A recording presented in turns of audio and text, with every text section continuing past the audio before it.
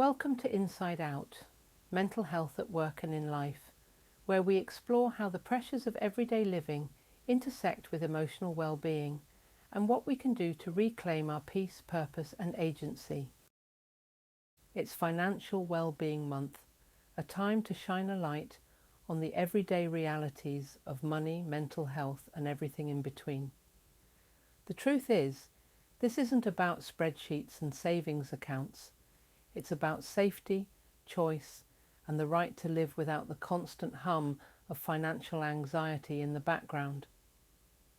That's exactly what this month's campaign is about, helping people understand what financial well-being really looks like and how to get there in a way that feels achievable and empowering. If you haven't yet, take a look at the campaign at financialwellbeingmonth.com. It's packed with ideas and reminders that this isn't about perfection, it's about progress.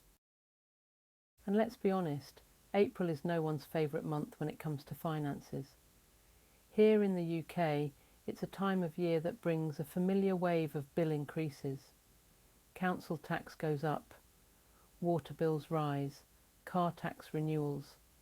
Even the humble TV licence makes its appearance. One or two on their own might be manageable, but all at once it can feel relentless. We often hear that wages are going up, whether it's the government minimum or the real living wage. But for most people, those increases don't stretch far enough.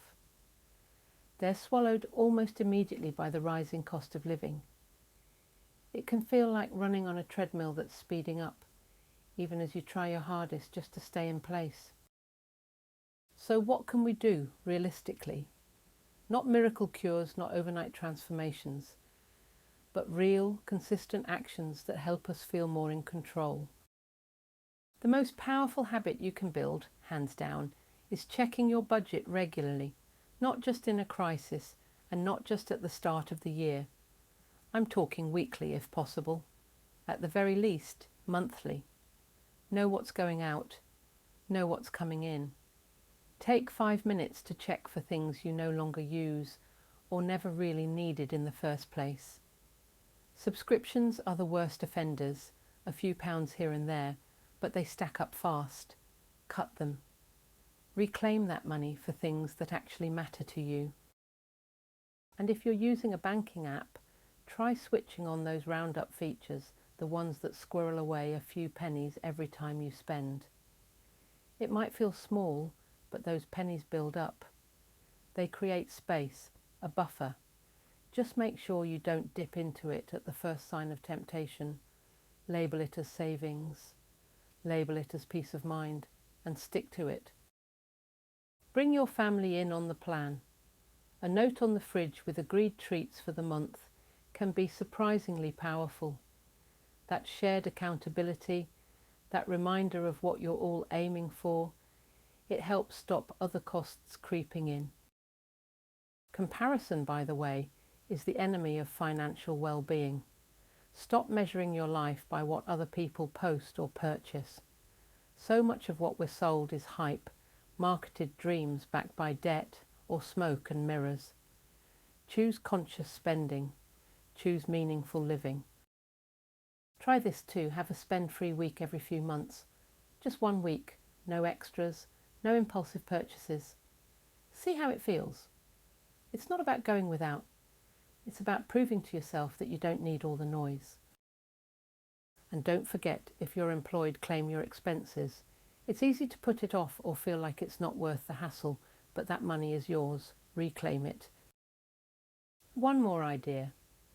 Give every purchase a score out of 10. 10 is something essential, aligned, valuable. 1 is something you probably didn't need and might regret. It's not about shame. It's about awareness. And awareness is how change begins. Financial well-being is deeply connected to our sense of safety and self-worth. It's not about how much you earn, it's about how aligned your spending is with the life you want to live. That's the heart of this month's campaign, giving people the tools, language and confidence to live with intention, not fear. You can explore more through the official Financial Wellbeing Month campaign at www.financialwellbeingmonth.com. It's a brilliant space for ideas, stories and support, and one I'm proud to be contributing to as a trainer with Finwell through our educational offerings. Because financial well-being is mental well-being, and both deserve our attention, our care and our action. Thank you for joining me on this episode of Inside Out, Mental Health at Work and in Life. If you found today's episode helpful, please share it with someone who might benefit from these insights. And as always, we'd love to hear your thoughts. Let's keep this conversation going. Drop us a message or connect with us on social media. Until next time, take care of yourselves and each other.